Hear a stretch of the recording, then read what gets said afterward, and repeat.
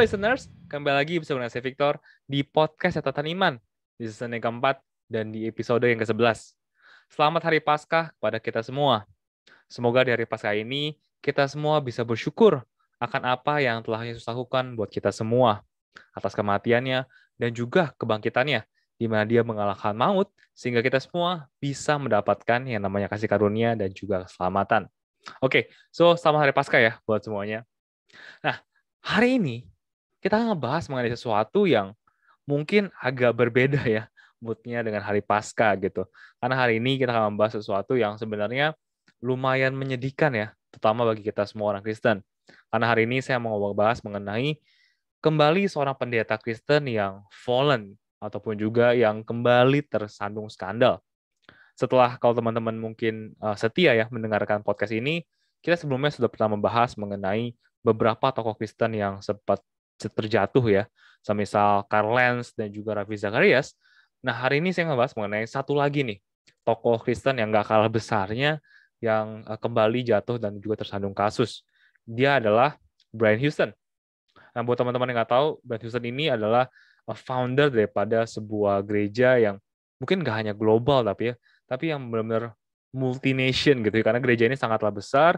Hillsong Church itu sekarang udah ada di hampir 25 negara, dengan jemaatnya itu diperkirakan ya, setiap minggunya itu sekitar 150.000. So, itu baik banget gitu. Dan saya rasa kalau Hillsong, teman-teman semua udah tahu lah ya. Mungkin kalau teman-teman nggak tahu dengan gerejanya, pasti teman-teman, kalau teman-teman adalah orang Kristen, pasti pernah dengar lagunya deh. Hillsong Worship gitu ya. Entah itu Ocean, entah itu Touch the Sky, dan banyak banget lagu-lagunya yang benar-benar hits gitu, dan juga populer.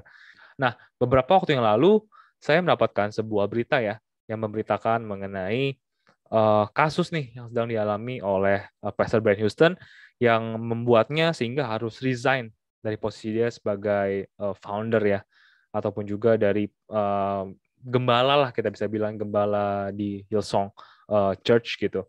Nah, langsung aja ya saya bacakan beritanya. Tapi sebenarnya mungkin sebelum saya baca beritanya ya, jadi awal mulanya adalah kasus pertama kali yang menghampiri Brian Houston ini sebenarnya adalah kasus di mana yang terkait dengan papanya.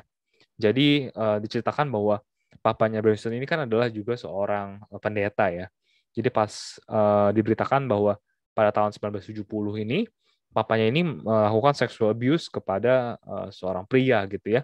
Dan disinyalir bahwa sebenarnya Brian Houston tuh tahu mengenai kasus ini, tahu mengenai apa yang dilakukan oleh bapaknya, tapi Brian Houston ini nggak ngomong ataupun juga nggak melaporkan, sehingga akhirnya inilah yang menjadi kasus. Jadi ini awal mulanya adalah kasusnya ini.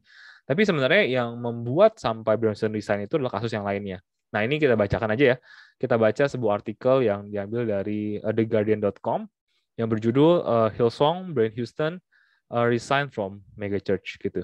Nah, jadi kurang lebih sih inti daripada berita ini adalah bahwa ada dua kasus nih yang menyandung Brian Houston. Yang pertama ini adalah sebuah kasus di mana kalau di beritanya ya dituliskan adalah involved in inappropriate text message, ataupun juga jadi diberitakan bahwa si Brian Houston ini memberikan SMS lah ya, ataupun juga mengasih, nggak tahu sih bentuknya apakah WhatsApp ataupun juga iMessage ataupun apapun itu ya. Nah, itu pesan kepada seorang staffnya yang berjenis kelamin perempuan gitu. Dan akhirnya sehingga membuat perempuan ini akhirnya harus keluar daripada Hillsong. Nah, berita ataupun juga statement daripada pihak Hillsong Church adalah dibilang pada waktu itu adalah Pastor Brian ini lagi dalam influence daripada pil tidur gitu. Jadi dia punya ketergantungan akan pil ini, sehingga akhirnya hal inilah yang membuat dia katanya mendorong dia mengirimkan SMS seperti ini gitu ya. Nah, itu kasus yang pertama. Kasus yang kedua ini adalah terkait dengan komplain pada tahun 2019. Jadi ini katanya kasusnya ini adalah setelah Hillsong Conference. Jadi pada saat Hillsong Conference kembali si Brian Houston ini dikatakan memiliki anxiety gitu ya, memiliki kecemasan sehingga dia harus mengkonsumsi obat anti anxiety atau juga anti kecemasan ini. Dan namun pada waktu itu katanya dia meminumnya sambil minum alkohol gitu ya, akhirnya membuat dia akhirnya jadi kehilangan kontrol lah, sehingga pada saat setelah Hillsong Conference itu dia masuk ke dalam sebuah kamar yang di dalamnya itu tamunya adalah perempuan gitu ya. Dan ini tentunya sebagai seorang gembala ini sebuah tindakan yang inappropriate gitu. Nah, dan akhirnya atas dua kasus ini sih sebenarnya yang ngebuat akhirnya board daripada Hillsong Church akhirnya membuat Pastor Brian Houston ini harus resign gitu ya. Dan saya baca beberapa beritanya, I think 2 weeks ago, 2 minggu lalu itu istrinya juga Bobby Houston akhirnya ditendang lah tanda kutip ya, ditendang dari Hillsong Church juga gitu. Nah, hari ini tapi saya nggak mau ngebahas mengenai fokus mengenai kasusnya ya, gitu ya, karena ini bukan akun gosip ya, kita bukan channel gosip, jadi kita nggak membicarakan mengenai orang, dan saya percaya bahwa mereka harus bertanggung jawab gitu atas apa yang mereka lakukan. Jadi I think it's not our part untuk bisa comment atau juga condemn them gitu ya, atau juga mengutuk mereka gitu. Nah, yang saya mau bahas hari ini adalah bagaimana kita sebagai orang Kristen harus meresponi hal ini. Bagaimana kita sebagai orang Kristen mendengar sebuah berita, ada seorang gembala yang begitu besar, gembala yang menjadi panutan begitu banyak orang, jatuh gitu, karena kasus seperti ini. Kita responnya harus seperti apa? Gitu. Karena kalau kita nggak bisa meresponnya dengan tepat, kemungkinan ada beberapa dari kita yang jadinya akan skeptis, ataupun juga antipati terhadap kekristenan. Atau mungkin juga ada yang merasa ya masa bodoh aja gitu, which is itu juga sesuatu yang salah. Jadi hari ini saya mau ngebahas mengenai sebenarnya respon seperti apa sih yang benar sebagai orang Kristen saat kita diperhadapkan dengan sebuah berita yang seperti ini. Nah, saat kita pertama kali mendengar berita seperti ini, berita mengenai ada seorang pendeta ataupun juga seorang tokoh Kristen yang kembali harus tersandung kasus dan jatuh, tentu pasti perasaan dulu ya yang pertama kali muncul, emosi dulu gitu yang pertama kali muncul. Dan umumnya itu adalah emosi sedih dan juga marah gitu. Dan menurut saya hal ini tuh sebenarnya wajar untuk kita semua rasakan. Karena muka daripada dosa itu ya memang jelek gitu. Muka dosa itu adalah buruk. Dan apalagi kalau hal ini dipertontonkan oleh suatu tokoh atau seorang tokoh yang harusnya jadi role model bagi kita semua. Jadi menurut saya wajar sih untuk kita pertama-tama ya merasakan sedih dan juga amarah. Kita sedih dan marah di sini adalah karena dosa yang sekali lagi membuat seorang tokoh Kristen yang jadi panutan begitu baik orang harus jatuh gitu. Tapi poinnya dari hal pertama yang menurut saya perlu kita lakukan itu adalah kita jangan sampai berhenti di sedih dan juga marah gitu. Sedih dan juga marah sekali lagi adalah perasaan yang wajar untuk kita rasakan. Tetapi bukan untuk kita kembangkan atau bahkan kita sebarkan gitu ya perasaan ini kepada orang-orang, terutama kepada orang-orang yang mungkin belum dewasa. Oleh karena itu menurut saya daripada kita menyebarkan berita ini kepada orang-orang yang tadi saya sebutkan ya, yang notabene mungkin ada yang nggak peduli ataupun juga ada yang belum dewasa untuk mencerna berita ini, menurut saya akan lebih baik kalau kita pertama-tama ya, hal pertama yang kita lakukan adalah kita mensupport ataupun juga mendukung orang-orang yang menjadi korban daripada kejadian ini.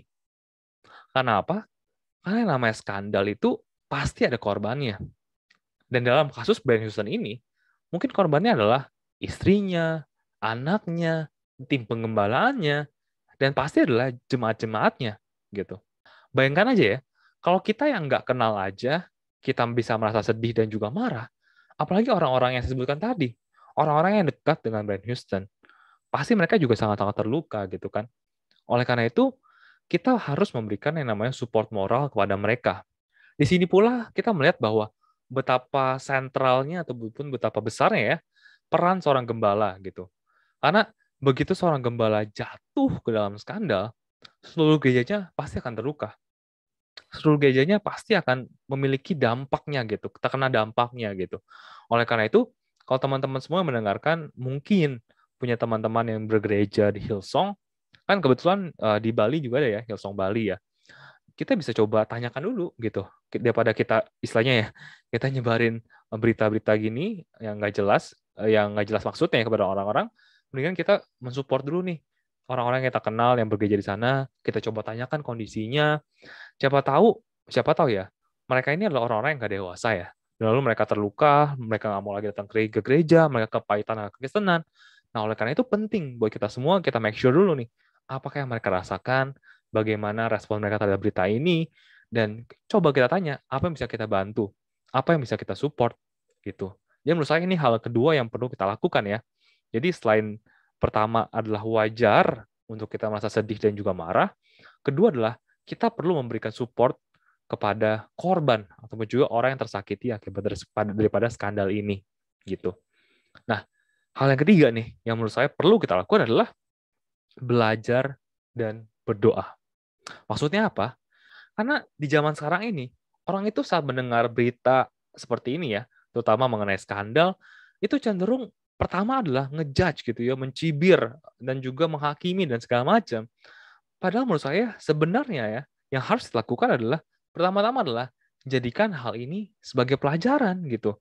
Jadikan hal ini sebagai warning kepada diri kita sendiri. Bahwa apabila seorang gembala saja yang begitu tinggi, yang istilahnya ya tiap hari makanannya firman Tuhan, yang tiap hari kerjanya di gereja gitu ya, bisa jatuh, apalagi saya, apalagi kita semua gitu. Sebagaimana kalau kita baca ya, di firman Tuhan itu ada di 1 Korintus 10 ayat 11. 1 Korintus 10 ayat 11 berkata seperti ini. Semua hal itu terjadi kepada mereka untuk menjadi contoh bagi orang-orang lain. Dan semuanya itu tertulis juga untuk menjadi peringatan kepada kita. Sebab kita sekarang hidup di masa akhir zaman. Oleh karena itu, marilah kita semua gunakan berita ini untuk kita tuh belajar berjaga-jaga, dan juga di sisi lain kita juga berdoa kepada Tuhan untuk memberikan kita kekuatan sehingga kita nggak jatuh dalam godaan, dan juga berdoa kepada Tuhan untuk menjauhkan kita dari yang namanya pencobaan. Gitu ya.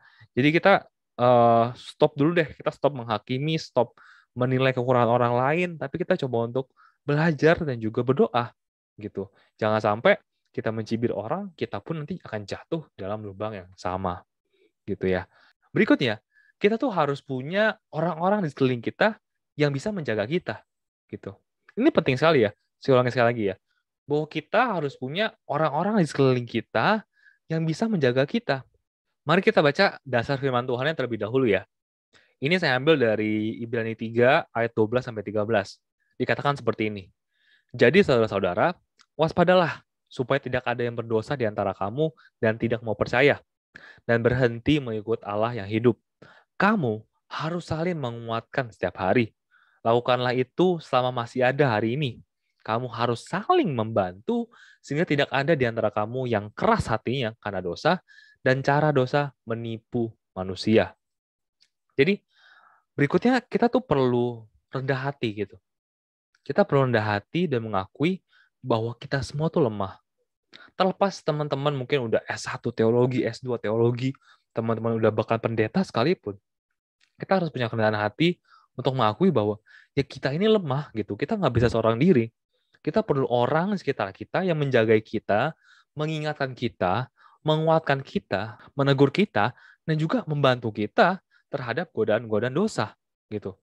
Makanya di sini pentingnya peranan yang namanya komsel ataupun juga komunitas sel gitu ya. Di mana ini bisa menjaga arah kehidupan kita. Karena seperti domba gitu ya. Kita kan jalan di kawanan domba kan. Nah, kalau kita pergi ke arah yang lain, pasti domba-domba lain akan ngelihat kan, wah ini kok domba sendirian pergi ke tempat yang lain gitu kan. Oleh karena itu akan mudah gitu kelihatan kalau kita berada di komunitas sel apabila kita salah jalan. Oleh karena itu penting banget nih buat teman-teman semua kalau yang belum tertanam di komunitas sel, ayo dong coba cari tahu, coba cari info di gerejanya, kira-kira apakah ada komunitas sel. Kalau ada, I advise you guys untuk bisa join karena it is very important sih, dan juga sangat-sangat esensial dalam pertumbuhan kita sebagai orang Kristen. Nah, jadi setelah kita tadi mencoba untuk melakukan apa yang jadi bagian kita ya, tadi kita sudah belajar, kita sudah berdoa, kita sudah berusaha memiliki orang-orang yang ada sekeliling kita untuk menjagai kita. Nah, berikutnya barulah kita bisa mulai nih approach kepada orang yang melakukan hal ini gitu ya. Dan kasus ini adalah ya si pendeta tersebut gitu. Tapi menurut saya approach yang kita perlu lakukan ini juga haruslah memiliki ataupun juga berdasarkan nilai-nilai kekristenan gitu.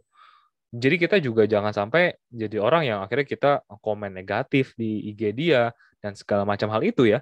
Tapi menurut saya hal yang pertama yang kita perlu lakukan kepada pendeta Kristen yang tersandung kasus dan memang mereka telah mengakui kesalahannya ya. Ini beda kasus nih ya. Kalau misalkan seorang pendeta yang jatuh lalu dia tetap angkuh, tetap sombong, tetap nggak mengakui, ini beda lagi ya. Tapi dalam kasus ini kan Brian Houston ataupun juga misalkan Carl Lentz gitu yang sebelumnya ya, mereka sudah mengakui kesalahannya mereka gitu. Nah, dalam kasus ini menurut saya yang kita perlu lakukan, respon kita adalah kita harus menunjukkan yang namanya kasih kepada mereka gitu. Kenapa?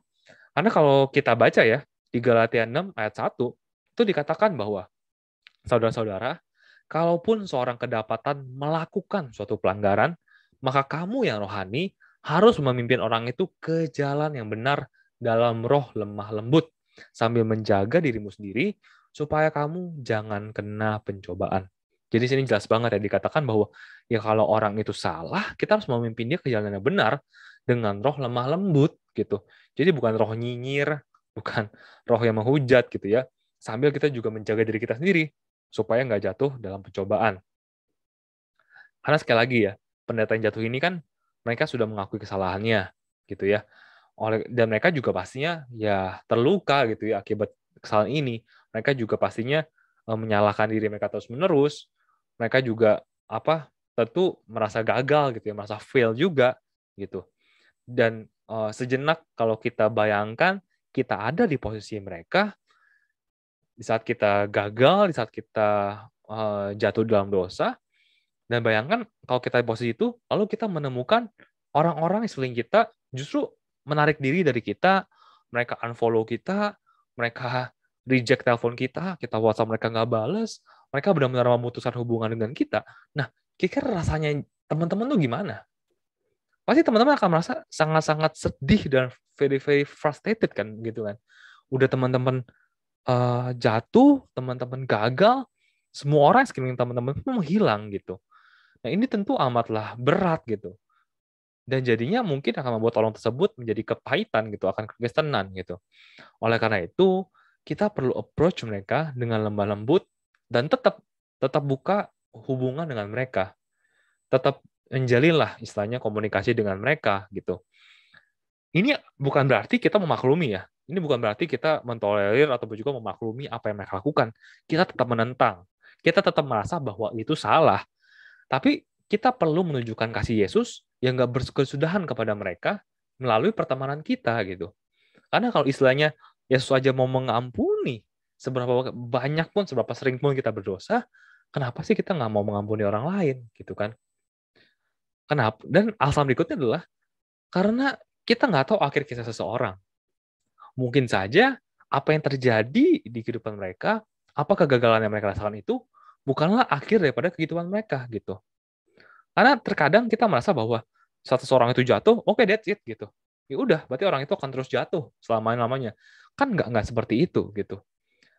Bisa aja justru kasus yang mereka alami, kejatuhan yang mereka alami, itu justru membawa pertobatan, membawa yang namanya restorasi, rekonsiliasi antara dia dan juga Tuhan.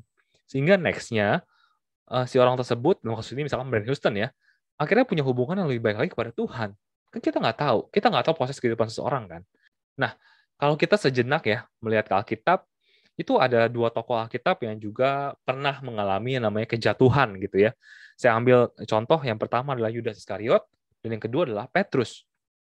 Yudas Iskariot jatuh karena dia menjual Yesus gitu ya. Dia memberitahukan lokasi Yesus, menyerahkan Yesus kepada imam-imam tinggi dan juga prajurit Romawi gitu. Nah, pada saat Yudas jatuh, apa responnya Yudas? Dia mengakhiri kehidupannya gitu kan. Dia merasa bahwa ya that's it gitu, it's done. Dia sudah failed dan segala macam. Nah, yang kedua adalah Petrus. Kejatuhan Petrus adalah saat dia menyangkal Yesus sebanyak 3 kali. Dan itu pun juga bukan suatu pelanggaran yang kecil loh. Bayangin ya, Petrus adalah murid yang mengikuti Yesus selama 3,5 tahun, dan dia menyangkal Yesus gitu. Itu adalah sebuah pelanggaran yang berat. Tapi responnya adalah Petrus mau bertobat. Dan hasilnya adalah dia setelah itu menjadi salah satu daripada pemimpin gereja mula-mula. Jadi kita nggak bisa menilai seorang itu hanya dari kejatuhannya aja gitu ya. Karena Petrus pun jatuh dan akhirnya juga Tuhan bisa pakai menjadi sesuatu yang lebih besar. Oleh karena itu kita saat ketemu orang yang menghadapi kasus seperti ini, kita jangan merasa bahwa oh udah that's it lah, orang itu udah nggak bisa ngapa-ngapain, orang itu akan jadi selamanya akan jatuh gitu. No, no, no. Justru kita perlu berikan mereka kasih gitu ya, supaya mereka bisa bangkit dan supaya Tuhan bisa pakai mereka lebih besar lagi gitu. Karena kita percaya bahwa ya Tuhan yang kita sembah adalah Tuhan yang Maha Kuasa, Tuhan yang bisa mengubahkan segala sesuatu. Itu yang kita nggak boleh lupa. Nah, berikutnya, yang kita juga perlu belajar dari kejadian ini adalah, mungkin berikutnya ini kita ambil dari sisi yang lebih general ya, sisi yang lebih luas lagi adalah bahwa kita perlu untuk mendoakan seluruh pemimpin Kristen di seluruh dunia, gitu. Kenapa? Karena jadi gembala itu nggak mudah loh guys. Jadi seorang pendeta susah. Jadi seorang pendeta aja nggak mudah, apalagi jadi seorang gembala gitu yang memimpin tim penggembalaan, tim pendeta di bawah-bawahnya itu nggak gampang. Semakin tinggi posisi seseorang, itu cobaannya semakin banyak. 1 Petrus 5 ayat 8 dikatakan bahwa sadarlah dan berjaga-jagalah. Lawanmu si iblis berjalan keliling sama seperti singa yang mengaum-ngaum dan mencari orang yang dapat ditelannya. Jadi bayangin ya guys, kalau kita aja nih ya, orang yang mungkin nggak punya dampak yang terlalu besar dicobai iblis dengan begitu luar biasa, apalagi orang-orang yang di atas sana gitu. Orang-orang yang iblis tahu bahwa kalau dia jatuh, dampaknya kepada kekristenan akan sangat besar. Pasti godaannya juga akan sangat-sangat banyak gitu. Oleh karena itu, kita perlu nih untuk mensupport para pemimpin kita dengan berdoa buat mereka. Supaya mereka mau merendahkan diri mereka, dan supaya mereka terus dijaga oleh Tuhan gitu. Oke, jadi itu adalah respon berikutnya ya guys, yang kita perlu lakukan. Nah, berikutnya juga yang bisa kita pelajari dari kejadian ini adalah supaya kita jangan pernah tempatkan iman kita kepada manusia, gitu. Mau dia pendeta yang luar biasa, mau dia pendeta yang telah buat ratusan ribu orang bertobat gitu misalkan ya, ataupun dia gembala yang punya gereja banyak, itu nggak peduli gitu. Karena sehebat apapun mereka tetaplah manusia yang bisa jatuh gitu. Oleh karena itu, buat teman-teman yang mendengar berita ini atau juga berita-berita yang lainnya ya, berita-berita mengenai kejatuhan pendeta yang lainnya, dan teman-teman iman yang terguncang, itu adalah sebuah tanda bahwa mungkin teman-teman menaruh iman teman-teman kepada pendeta, kepada manusia, dan bukan kepada Tuhan. Saya ulangi sekali lagi ya. Kalau berita ini mengguncang hati teman-teman, itu tandanya kalau teman-teman menaruh iman teman-teman kepada manusia dan bukan Tuhan. Gitu. Oleh karena itu, mari stop kita menaruh pengharapan yaitu ya, menaruh iman kita kepada manusia, kepada pendeta kita, tapi marilah kita fokus dan juga tetap bergantung kepada Tuhan. Dan ini menarik ya, ada sebuah quotes yang berasal daripada seorang pendeta di Skotlandia, namanya adalah Robert Murray. Dia ngomong begini, "The falls of professing Christian into sin make me tremble. I have been driven away from prayer and burdened in fearful manner by hearing or seeing their sin. This is wrong. It is right to tremble and to make every sin of every professor a lesson. It is right to tremble and to make every sin of every professor a lesson of my own helplessness. But it should lead me the more to Christ." Jadi dia bilang bahwa kejatuhan daripada orang-orang tokoh-tokoh Kristen kepada dosa itu membuat dia terkadang menjadi gemetar gitu ya. Dan ini membuat pendeta ini menjadi jauh dari doa dan juga jadi terbeban berat gitu ya saat mendengar ataupun juga melihat dosa-dosa mereka. Dan pendeta ini bilang bahwa ini adalah attitude yang salah gitu. Bahwa ya boleh aja kita menjadi gemetar gitu ya, boleh aja kita merasakan perasaan tersebut, tapi kita harus membuat setiap dosa tersebut menjadi pelajaran justru. Pelajaran mengenai ketidakmampuan kita gitu. Dan bagaimana dari ketidakmampuan tersebut membuat kita menjadi semakin bergantung kepada Tuhan gitu. Jadi intinya adalah kejatuhan para tokoh-tokoh Kristen ini, mau itu Brad Houston, Carl Lentz, Ravi Zacharias, itu harusnya membuat kita semua semakin menyadari keterbatasan yang kita miliki dan membuat kita itu harusnya semakin bergantung dengan Tuhan. Caranya dengan apa? Bergantung kepada Tuhan. Salah satunya adalah dengan membaca Alkitab gitu ya. Sebuah jawaban yang klise tapi is very powerful. 2 Timotius 1 ayat 10 dikatakan bahwa dan yang sekarang dinyatakan oleh kedatangan juru selamat kita Yesus Kristus yang oleh Injil telah mematahkan kuasa maut dan mendatangkan hidup yang tidak dapat binasa. Jadi itulah kuasa daripada Injil gitu ya, daripada berita baik gitu. Di mana dia bisa mematahkan kuasa maut dan mendatangkan hidup yang tidak dapat binasa. Oke. So, jadi itu sebenarnya yang saya mau bagikan pada hari ini ya guys. Jadi bagaimana kita bisa memiliki respon yang tepat saat kita mendengar kasus seperti ini ya. Kasus di mana ada seorang hamba Tuhan yang harus terjatuh atau juga tersangkut kasus. Di mana mungkin saya akan recap sedikit biar teman-teman nggak lupa gitu ya. Yang pertama adalah it is very normal, sangat wajar kalau teman-teman merasakan yang namanya sedih dan juga marah. Itu wajar sekali, tapi jangan sampai berhenti di sedih dan marah. Tapi marilah kita memberikan respon yang positif. Itu adalah pertama-tama dengan kita memberikan support kepada orang-orang yang menjadi korban akibat skandal ini, mau itu pihak keluarganya ataupun juga para jemaatnya. Yang ketiga, kita perlu belajar dan berdoa dari kasus ini. Yang keempat, kita harus punya orang-orang di sekitar kita yang menjagai kita supaya kita nggak jatuh di dosa tersebut, gitu ya. Dan berikutnya, kita juga perlu approach pendeta ini dengan gentle, gitu ya, dengan lembut, dengan roh yang lemah lembut, gitu ya, sehingga akhirnya mereka nggak kepahitan, gitu ya, mereka nggak semakin berlarut dalam merasa bersalah mereka, tapi mereka bisa kembali punya restorasi, punya pertobatan yang lebih baik lagi sih kepada Tuhan, gitu.